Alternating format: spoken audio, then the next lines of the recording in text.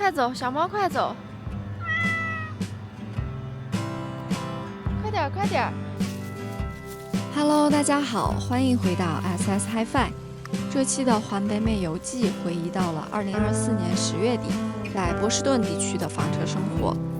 得益于波士顿的地理位置，我们可以从房车营地出发，1到3小时车程内前往多个不同城市群去探索和游览。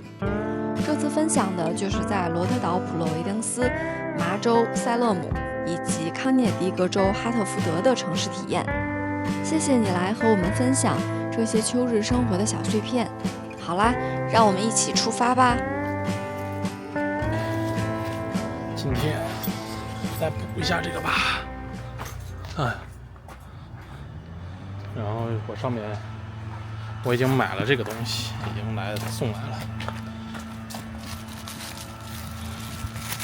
专门补这些洞的。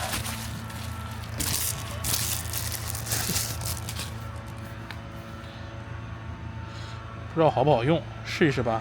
专门补帐篷的，然后补之前你需要用这种酒精纸把它周边都擦干净，其实就是粘在上面，所以你要把这周围都擦干净。里面倒还很干净，外头挺脏。后面是这样的，背面是这样，所以我在想到底应该贴哪面？我是贴里面呢，还是贴外面？很疑惑，最后用了2片把它补住了，2片半吧，1片半。这儿补了一个，这边还补了一小个。我们到时候看一下，就是这个管不管用吧，看能用多久。他说这儿补上以后要放置24小时，我可以给他这儿放个好多天。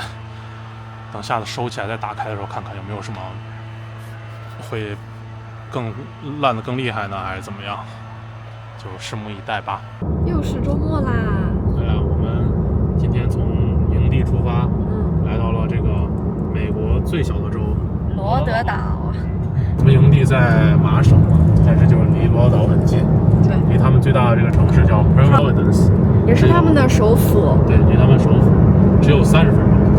比我们到波士顿还近，所以住这个营地很好，就2边都能玩。我们也是看了另外一个美国的房车 YouTuber， 对，他们是最近刚来过新英格兰这个地区，说那边开房车拖挂什么不太好走。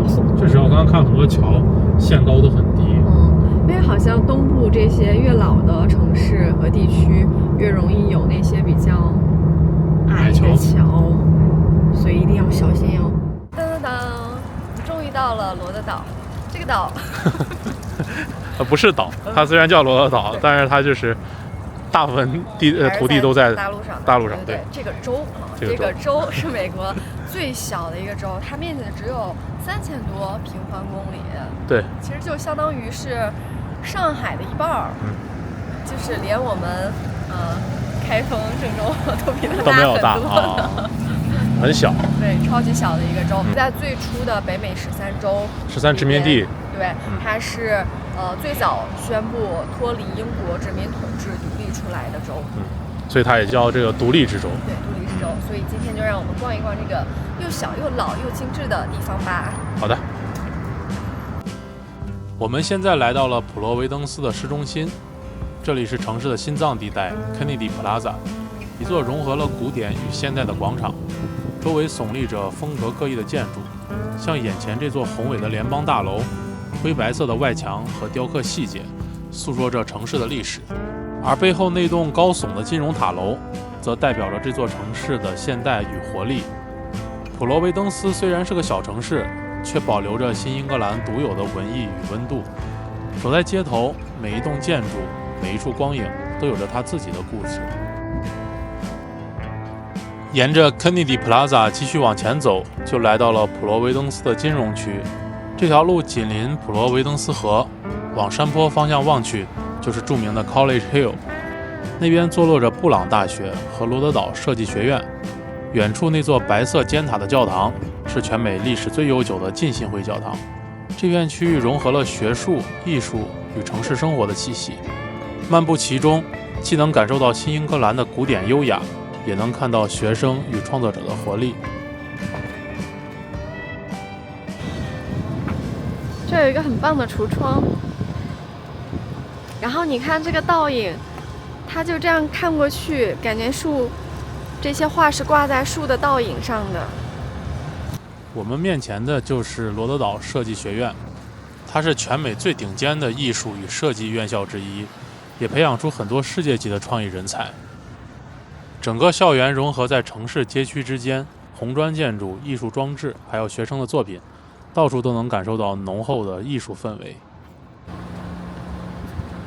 这个 College Street 很有那种英伦风情。对啊，这边就是高楼大厦，到这边就是历史街区。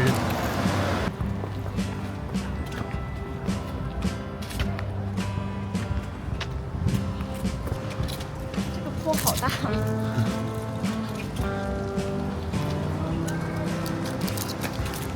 你是累了吗？我在想，如果冬天下雪结冰，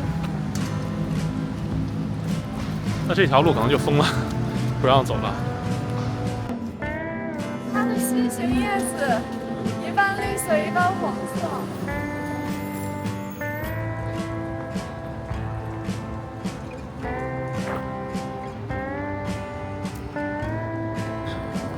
就一直在爬坡。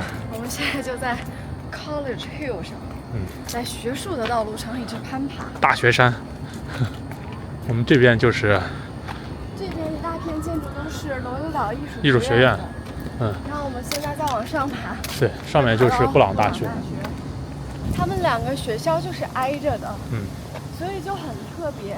布朗大学和罗德岛艺术设计学，他们可以互相选对方的课，然后他可以互相选对方课。对，他可以互相上课的，而且他有那个联合的双学位，就等于说你同时上两边的，拿两边的学位。我们现在就进入了布朗大学，它是美国常春藤联盟成员之一，建校于1764年，拥有超过250年的历史。校园坐落在普罗维登斯的 College Hill 上，红砖建筑、绿树和教堂尖塔构成了典型的新英格兰风格。布朗大学以自由开放的学术氛围著称，学生可以自己设计课程体系，没有固定的必修课，这也是很多人喜欢它的原因。这里鼓励探索、创新，甚至是不按常理出牌的思考方式。在这样的环境中，罗德岛艺术学院的艺术气息与布朗的学术精神完美融合，让整座城市都充满了知识与创意的能量。我们现在要去这个小意大利，叫费德罗山，其实就是叫 Federal Hill， 也是普罗维登斯很出名的一个地区。意大利人在那边聚集，有形成很多这种意大利菜。现在就去试一试。小意大利。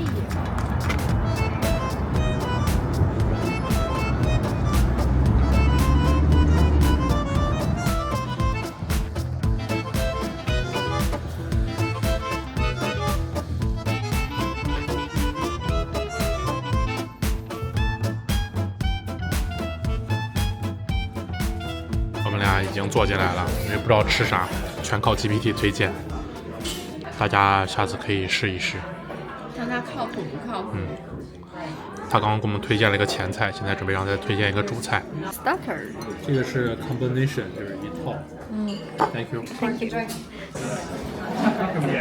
我先吃。大家可以试试这家餐厅，非常不错。little bit。Thank you。你看，这很意大利。完了，我感觉这里面有 cheese 了，然后你看它再加点 cheese。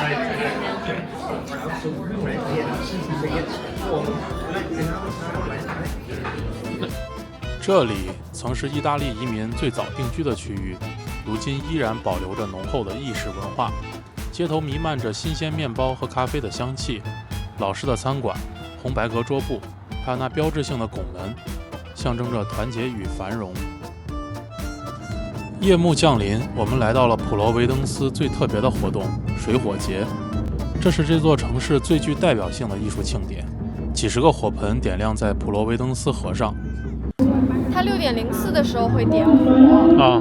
然后我看今天这一期的是布朗大学的一个音乐项目赞助的，所以你应该能看到很多他们学院的学生表演吧。就刚才在那敲鼓那些呗。唱歌的应该都是。手动点火。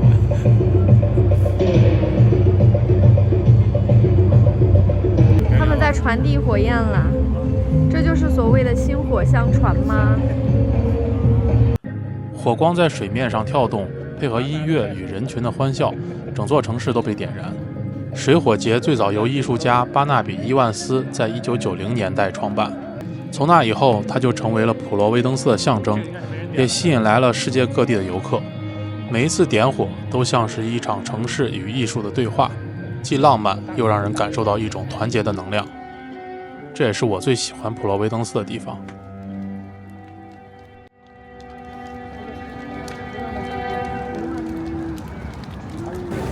逛完水火节，我们再来逛逛他们的集市，有点像欧洲的那种圣诞集市了，感觉。有一点了。这是挺有意思。改装的，我可以给它改方向吗？我们刚把车停好，然后停在这个女巫小镇旁边的这个他们地铁站。对，车站。网上说2块钱一天周末，但你看他写的吗？40块一天周末的时候。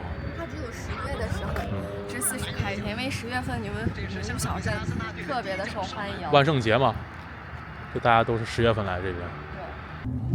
对。第二天，我们来到了著名的女巫小镇塞勒姆，这里因为17世纪的女巫审判而闻名，全城都保留着那段历史的痕迹。而现在，每年10月，塞勒姆都会变成万圣节的主场。街上到处都是装扮成巫师、僵尸、吸血鬼的人群，商店橱窗布满南瓜灯和蜘蛛网，连空气里都弥漫着节日的气氛。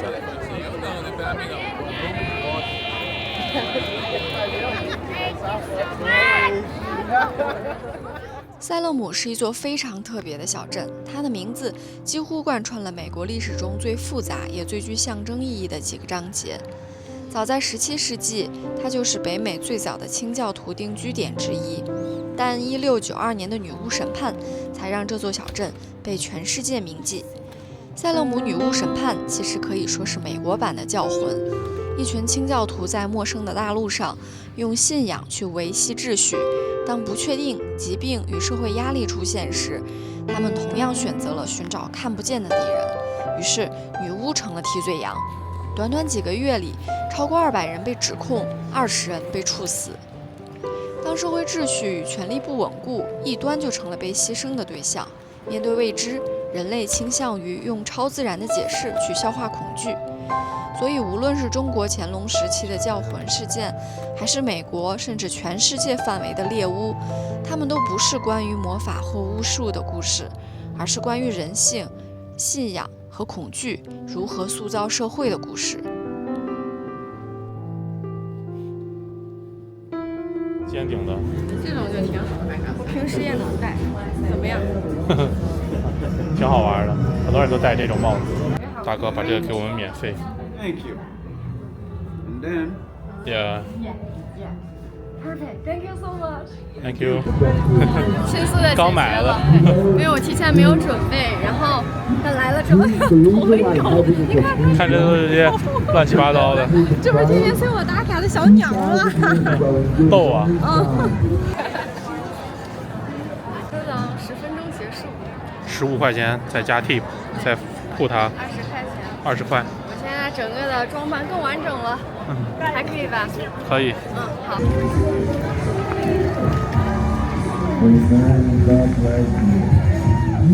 仿佛穿越一般，我们一脚从西方的女巫小镇踏回东方的徽派宅院阴鱼堂。今天真的是非常的幸运，因为我们买的这个常规的入场的票，它其实是包含这个入场的钱的，但是你需要额外再去预约。对。然后它今天的这个票其实已经被提前预约完了。他这边 Chinese home 嘛，搜到。但是很幸运的是，就是这个管理这一块那个黑人小哥，就私下就帮我们解决了这个事情。我今天真非常幸运。所以来之前大家做好功课，这儿一定要提前预约。你买了票以后还要单独预约。对。我们现在来到了位于 Salem 的阴鱼堂，这是一座来自中国安徽徽州地区的清代徽派古宅。它原是皇室家族在山村中的祖居，历经8代人居住之后，于上世纪80年代空置。1996年，一位美国学者将其发现，并促成了这栋典型的徽派木砖结构建筑搬迁至大洋彼岸。2003年，在 Salem 博物馆重建开放。走进这栋宅子，你会看到马头墙、四水归堂的天井、16间卧室，鱼池中映着屋檐，这一切都像是护州山村里的生活，被凝固在美国小镇的博物馆里。这里既是一座建筑，也是一部家族史，也是一段文化迁徙的见证。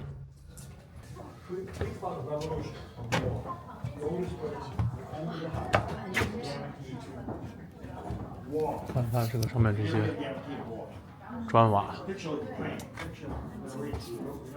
这保存的很好啊，这个。对。这哪一年他就说嘛，他们家的房子？大概是97年开始往这边弄的。他家房子是哪一年的？清代的。清代的，那清代能保存这样很好了。对，清代的。然后他们这个皇家族人一直住到1980年左右，他们搬到城里了，这在乡下就空下来了。就是拆了之后，他们说当时分了40多个集装箱，就把他们那个老屋就是整个都拆分，然后编号，然后放到集装箱里，到这边之后就按编号一点点组装。不是波士顿的政府付费。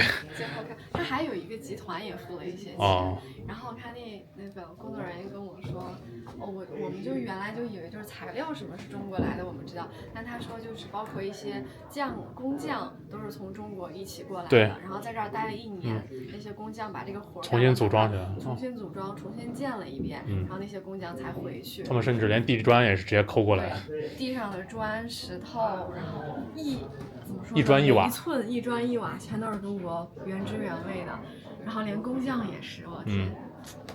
还是挺佩服的，这个保护非常到位。还有算盘呢。这里还有主席像。这就是一个清代的建筑，然后融合了各种近代的一些生活痕迹。看这些怎么晚上也有毛泽东思想？大家看一下，这在中国都见不着。这站在一起了。干革命靠毛泽东思想。在阴鱼堂里，我看到的不仅仅是清代的雕花木窗、古老的家具，还有许多来自上世纪50、60年代的痕迹，比如毛泽东的画像、毛主席语录、红色标语，还有贴在墙上的报纸。这些看似突兀的符号，其实记录了阴鱼堂家族经历过的一段历史。当时正是中国社会剧烈变革的年代，毛泽东思想深入到每个家庭与日常生活中。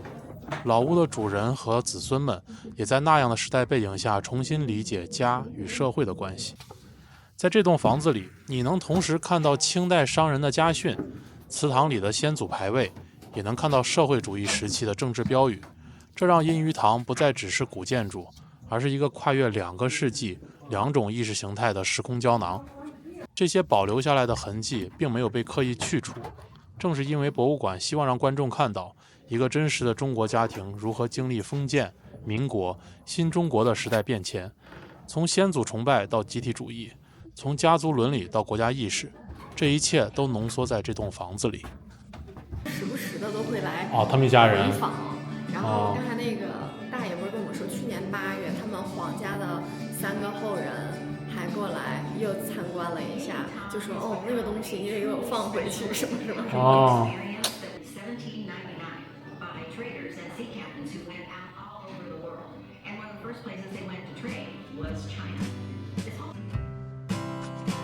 离开了女巫小镇塞勒姆之后，第2天我们来到了康乃狄克州的首府哈特福德。这是一座有着深厚历史的城市，位于康州中部，距离波士顿和纽约大概2小时车程，距离我们营地只有1个小时。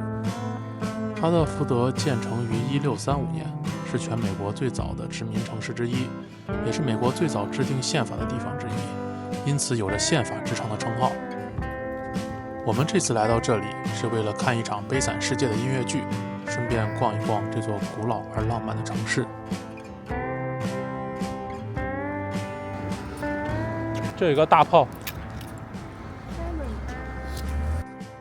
我们现在来到哈特福德最具代表性的地标康乃狄克州议会大厦，它坐落在城市中心。这座建筑建于1878年，是美国最精美的哥特复兴式建筑之一。最显眼的部分就是那座闪耀的金色圆顶，高达77米，上面覆盖着真正的金箔。这座雕像纪念的是托马斯·诺尔斯·西格尔上校，他是美国独立战争早期的一位英雄人物，也被称为美国军事情报之父。我们现在看到的这座红砖拱门是哈特福德地标之一——士兵与水手纪念拱门。它位于布什奈尔公园的中心，建于1886年，是为了纪念在美国南北战争中牺牲的康乃狄克州士兵与水手。今天我们来看《悲惨世界》的音乐剧，就看到他们这2个大货柜，应该就是他们的这个道具服装。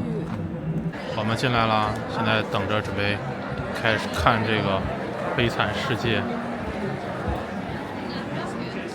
坐在这个顶上。费了半天劲才。虽然位置不怎么样，但音乐剧带来的现场冲击跟书本和电影还是不一样的。从年少起，《悲惨世界》就是对我个人影响非常大的一部著作。目前它仍在全美不定期巡演，喜欢的小伙伴可以提前查看场次打卡哦。告别剧院里的雨果，开车10分钟就可以拜访另一位文学巨匠了。眼前这栋红房子就是马克·吐温故居。门口有个乐高的马克·吐温，他的房子。这座小型红砖城堡建于1874年，是马克·吐温和他的家人生活了17年的地方。我们小时候所熟知的那些《汤姆·索亚历险记》、《哈克贝恩历险记》等，还有《王子与平儿》，这些都是他在这里创作出来的。So they have a farm, like kind of farm. So the parking lot was in the middle. 这座城堡不仅庞大，内部的装饰和家具也都非常考究，充满了维多利亚时期的奢华与细节，雕花木壁、彩绘玻璃、进口吊灯、手工壁纸等，每个角落都体现出他对当时生活品味的追求。据说这栋房子的建造和维护花费了他大量的财富，也让他一度陷入经济贫困。我们刚刚从这个马克·吐温的故居出来，内部真的是很奢华的，特别奢华，用的都是好木头，还有对各种工艺品，收藏。他特别爱买东西特，别爱买东西，艺术品，然后意大利威尼斯的家具好多，他连那个墙纸都是用的皮的雕的，皮墙纸，奢华，奢华啊！怪不得后来破产了。最后破产了，也支撑不起这个主房子要是。爱花钱，然后经商又不大行。对对，行吧，那我们走吧，吃饭了。这里面不让拍照。人们常说，旅行就是从一个你已经习惯了的地方，去到别人厌倦了的城市。或许我们记录的这些风景和旅途，并不壮观，也不特别。但当我们用旅行者的心态去体验生活的时候，还是会发现很多平凡日子里值得珍惜的瞬间。转眼又快到万圣节了，视频最后藏一个小小的彩蛋，提前祝你有一个充满新鲜感的周末。让我们下次再见吧。